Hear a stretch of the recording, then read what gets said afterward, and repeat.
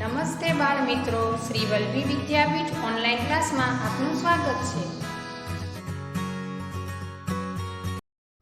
નમસ્કાર વિદ્યાર્થી મિત્રો, સમાજશાસ્ત્ર ધોરણ 12ની અંદર ગયા વિડીયોમાં આપણે પાર્ટ 1 જોયું હતું, જેની અંદર આપણે સ્ત્રી પુરુષનું જે છે એ જાતિગત પ્રમાણ સુધી જોયું હતું। ત્યાર પછી આપણે હવે આગળ જોઈએ તો કે ગુજરાતમાં સ્ત્રી પુરુષનું પ્રમાણ રાષ્ટ્રીય પ્રમાણની જેમ તફાવત જોવા મળે છે। આપણે સૌ જાણીએ છીએ કે ભાઈ ગુજરાતની અંદર પણ જેમ રાષ્ટ્રમાં સ્ત્રી પુરુષના પ્રમાણમાં તફાવત જોવા મળે છે, એવી જ રીતે ગુજરાતની અંદર પણ તફાવત જે છે એ જોવા મળતો હોય છે।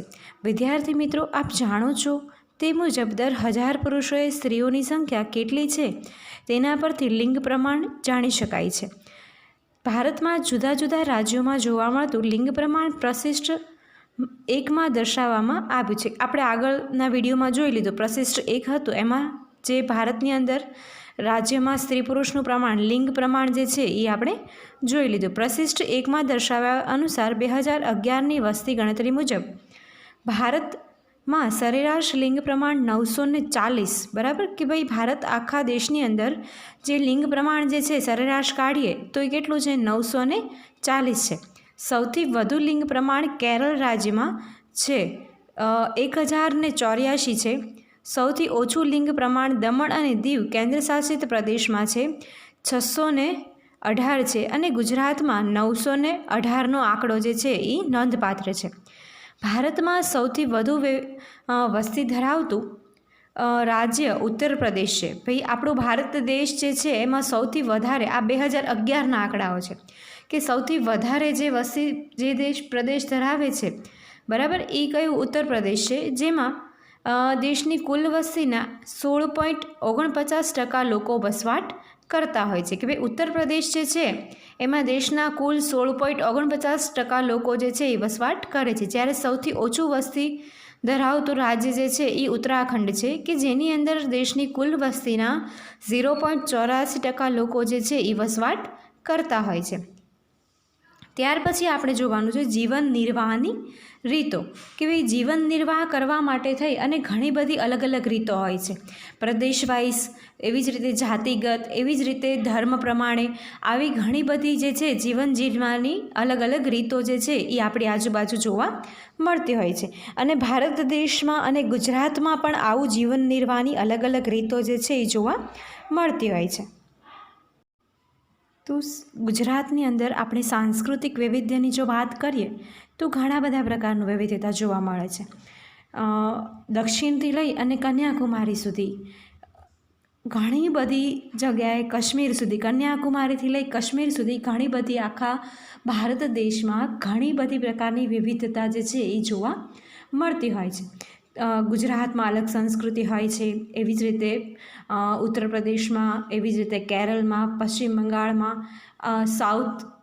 સાઉથ ભારતની અંદર, આવી રીતે બધી જગ્યાએ અલગ અલગ પ્રકારની સંસ્કૃતિની દૃષ્ટિએ જોઈએ તો વૈવિધ્યતા જોવા મળતી હોય છે। તો આ વૈવિધ્યતાની વાત અહીંયા આપણે કરવાની છે। વિશ્વમાં સમન્વય અને સાતત્યનું ઉત્તમ ઉદાહરણ એટલે ભારતીય સંસ્કૃતિ, કે ભાઈ વિશ્વની અંદર સમન્વય અને સાતત્ય એટલે એકબીજા સાથે ભળી જાય છે। આપણી જે સંસ્કૃતિ, ભારતની સંસ્કૃતિ જે છે એ સમન્વયકારી છે અને સાતત્ય જાળવનારી છે, બરાબર, એકબીજાની અંદર સરળતાથી ભળી જતી હોય છે। તો આવી સંસ્કૃતિને આપણે સાંસ્કૃતિક વૈવિધ્યતા તરીકે ઓળખતા હોઈએ છીએ, આપણી ભારતીય સંસ્કૃતિ છે। ઐતિહાસિક દ્રષ્ટિએ જોઈએ તો મોહેંજો-દડો અને હડપ્પીય સંસ્કૃતિની શરૂઆત કરીને પ્રવર્તમાન સમય સુધી ભારતીય સમાજ સાંસ્કૃતિક વૈવિધ્યથી સભર રહ્યો છે। વૈદિકકાલીન ઉત્તરવેદીનકાલીન આ બધી જ મધ્યયુગ છે, બ્રિટિશ હુકુમત, સ્વતંત્રતા, પ્રત્યક્ષ તબક્કે વિવિધ પ્રકારની સંસ્કૃતિની ગતિવિધિઓ આપણા દેશ ધબકતો રહ્યો છે। કે ભાઈ આપણું ઘણી બધી સંસ્કૃતિઓ, મોહેંજો-દડો સંસ્કૃતિ, હડપ્પીય સંસ્કૃતિ, એવી જ રીતે જે બ્રિટિશ હુકુમત અને મધ્યયુગ, આ બધી જ સંસ્કૃતિઓ જે છે એ ભારતમાં આવી, તેના કારણે થઈ અને ભારત દેશ કેવો રહ્યો છે, ભારત દેશની સંસ્કૃતિ ધબકતી રહી છે। તો આ બધાને કારણે થઈ આપણી ભારત દેશની સંસ્કૃતિ ધબકતી રહી છે. વિવિધ તબક્કાઓના શાસકોનો શોખ વેપાર કે વહીવટ માટે સ્થળાંતરણ થઈ અને આવેલા વિવિધ સમુદાયોની જીવનશૈલીને લીધે ભારતમાં પરંપરાથી આધુનિક સમય સુધી ભાતીગળ સંસ્કૃતિ હંમેશા અંકુરિત થઈ છે કે ભાઈ આપણી જે જીવનશૈલી જે છે એ હંમેશા બદલાતી રહી છે. એમાં કંઈક ને કંઈક નવું નવું જે છે એ આવતું રહે છે. શેના કારણે? તો કે આપણા સ્થળાંતરણને કારણે. વ્યક્તિ એક સ્થળેથી બીજા સ્થળે વ્યાપાર અર્થે પોતાના જીવન નિર્વાહ અર્થે જતી હોય છે. એના કારણે થઈ અને નવી નવી સંસ્કૃતિઓ જે છે એ ભારતની અંદર વસવાટ કરતી હોય છે. ભારતમાં ઉત્તરથી દક્ષિણ અને પૂર્વથી પશ્ચિમ અર્થાત કાશ્મીરથી કન્યાકુમારી અને કોલકાતાથી કચ્છ સમગ્ર ભારતની સરહદોને આવરી લેતા આ વિશાળ ક્ષેત્રફળમાં પ્રાદેશિકતાને આધારે સાંસ્કૃતિક વૈવિધ્ય નજર પડે છે. પ્રદેશ અનુસારની સંસ્કૃતિ પોતાની આગવી ભાત પાડે છે. ભારતની અંદર ઉત્તરથી દક્ષિણ અને પૂર્વથી પશ્ચિમ, બરાબર. એનો અર્થ એવો થાય છે કે નીચેથી ઉપર સુધી, એટલે કે કાશ્મીરથી કન્યાકુમારી અને કોલકાતાથી કચ્છ સુધી જે છે એ ભારતની સરહદો આવરી લે છે. અને આવા જ વિશાળ ક્ષેત્રફળમાં પ્રાદેશિકતાને આધારે સાંસ્કૃતિક વૈવિધ્ય નજર પડે છે કે ભાઈ આવી વિશાળ જે સંસ્કૃતિ જે છે એના કારણે થઈ અલગ અલગ આવી ગતિવિધિને કારણે થઈ આપણને ઘણી બધી સંસ્કૃતિ જે છે એ નજર પડતી જોવા મળતી હોય છે. કે આપણે જોઈએ તો કચ્છની અંદર, કન્યાકુમારીની અંદર, એવી જ રીતે નીચે જોઈએ તો સાઉથ કે આપણું જે કન્યાકુમારી જે છે, બરાબર, એવી જ રીતે ઉપર કાશ્મીર. તો ત્યાં બધી જગ્યાએ સંસ્કૃતિ કેવી હોય છે? પહેરવેશ, ભાષા, ખોરાક, બોલી, એ બધી જ વસ્તુમાં વિવિધતા જોવા મળે છે. અલગ અલગ જે છે એ જોવા મળતું હોય છે. પ્રદેશ અનુસાર સંસ્કૃતિ પોતાની આગવી ભાત પડી છે. ભાત પાડવી એટલે શું? એક છાપ ઊભી કરી છે.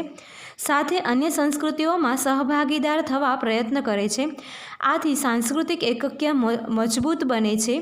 ભારતીય સમાજની સાંસ્કૃતિક વિવિધતા દેશ વિદેશમાં જાણીતી છે કે ભાઈ આપણી જે સંસ્કૃતિ જે છે એ કેવી છે? દેશ વિદેશમાં ખૂબ જ જાણીતી છે. સમગ્ર ભારતમાં સાંસ્કૃતિક વૈવિધ્ય, ઉત્સવો, ખોરાક, પોશાક, જીવન નિર્વાહની રીતો, ભાષા વગેરે અનેક સ્વરૂપે જોઈ શકાય છે, જે નીચે મુજબ છે, બરાબર. તેમાં આપણે સૌપ્રથમ ઉત્સવો જોઈએ. તો આપણા જે ઉત્સવો જે છે એ પણ કેવા છે? ઘણા બધા ઉત્સવો ભારતની અંદર જોવા મળે છે. સમગ્ર ભારતના રાજ્યો અને કેન્દ્રશાસિત પ્રદેશો પ્રત્યેક પ્રદેશના તહેવારો અને ઉત્સવો ખૂબ જ ઉત્સાહથી ઉજવાય છે. કે આપણે સૌ જાણીએ છીએ કે આપણા જે ભારતના ઉત્સવો જે છે એ કેવા ખૂબ જ આનંદ, ઉલ્લાસ અને ઉત્સાહથી ઉજવાતા જોવા મળતા હોય છે. દિવાળી, હોળી, દશેરા, ઈદ, ક્રિસમસ, પતેતી, ગુરુપર્વ વગેરે ધાર્મિક તહેવારો જે છે એ ખૂબ જ ઉત્સવથી. આ ઉપરાંત આપણે બીજા તહેવારો જોઈએ તો ઉત્તરાયણ છે, એવી જ રીતે આપણે જોઈએ તો ગણેશોત્સવ છે, નવરાત્રિ છે. આ બધા ઉત્સવો જે છે એ ખૂબ જ ઉલ્લાસથી અને ઉત્સવ જે છે એ ઘણા ઉમંગથી ઉજવાતા જોવા મળતા હોય છે.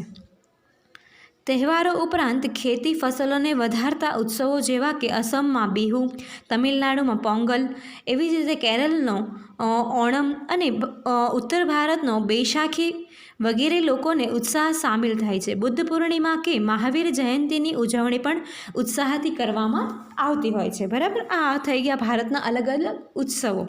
ત્યાર પછી આપણે વાત કરવાની છે ભારતની અલગ અલગ બોલાતી ભાષાઓ. તો ભારતની અંદર ઘણી બધી ભાષાઓ બોલાય છે. મિત્રો, ભારતમાં ભાષા તેમજ બોલીઓ તો વૈવિધ્ય છે જ. તમે ક્યાં નથી જાણતા?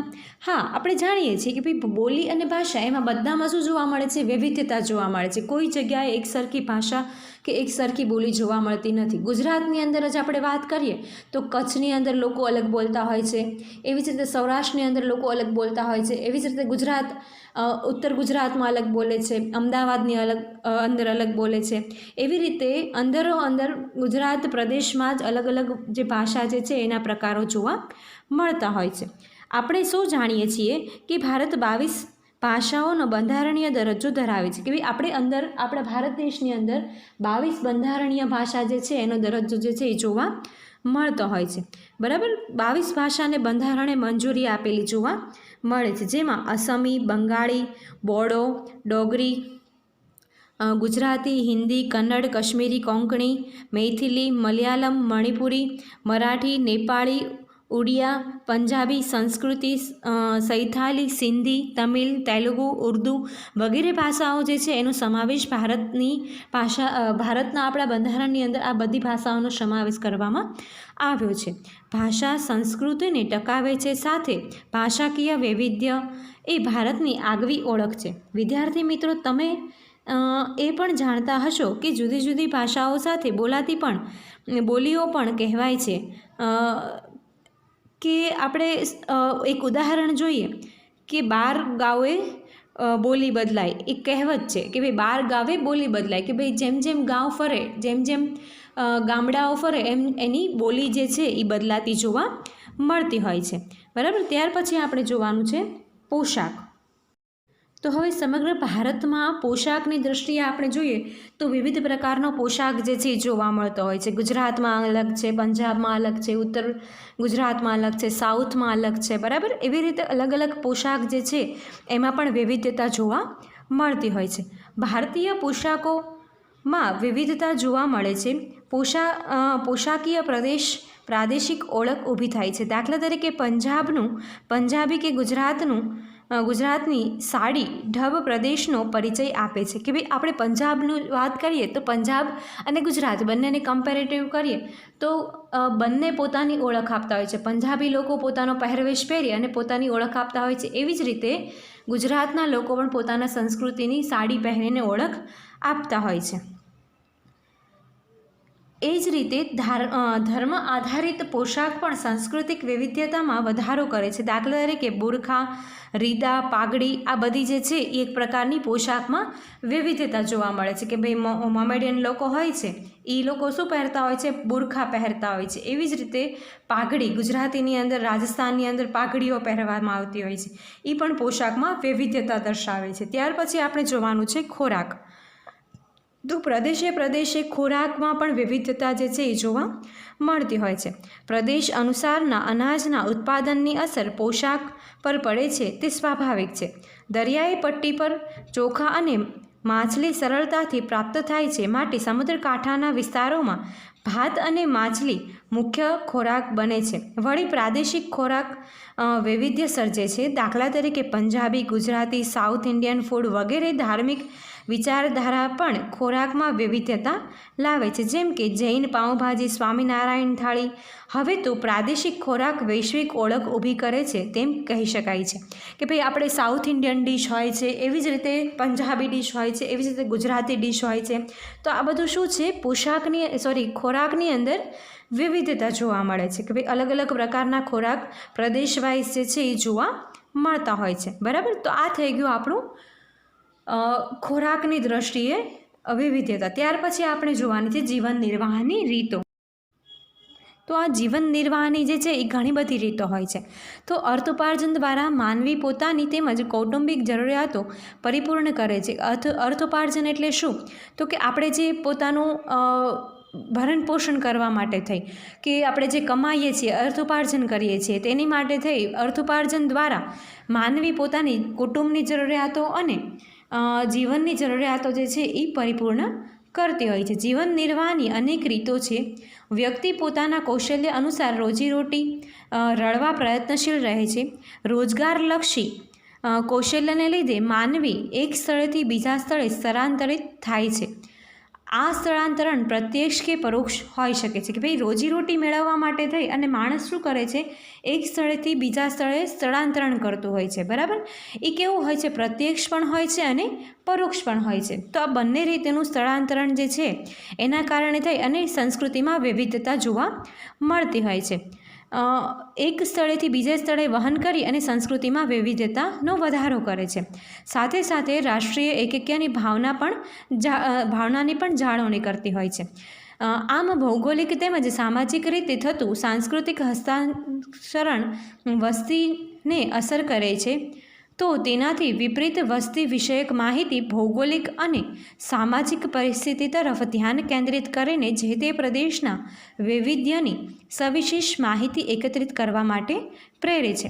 બરાબર. તો એ આપણે એનું ઉદાહરણ જોઈએ તો ગુજરાતના ગરબા છે અને ગુજરાતનો પતંગોત્સવ, બરાબર, એ સ્થાનિક વૈશ્વિક ફલક પર સંસ્કૃતિની વૈવિધ્યનું ઉત્કૃષ્ટ ઉદાહરણ છે કે આપણા ગુજરાતના ગરબા જે છે એક પ્રકારનું ઉત્તમ ઉદાહરણ છે, આખા વિશ્વમાં એક સરસ એવું ઉદાહરણ પૂરું પાડે છે કે ગુજરાતની સંસ્કૃતિના ગરબા જે છે એ એક પ્રકારનું ઉત્તમ ઉદાહરણ જે છે એ પૂરું પાડતું જોવા મળતું હોય છે. તો આ થઈ ગઈ આપણી સંસ્કૃતિની અલગ અલગ વાતો. બરાબર. પાર્ટ 2માં ત્યાર પછી આપણે આગળના વિડીયોમાં આગળની વાત કરશું. Thank you.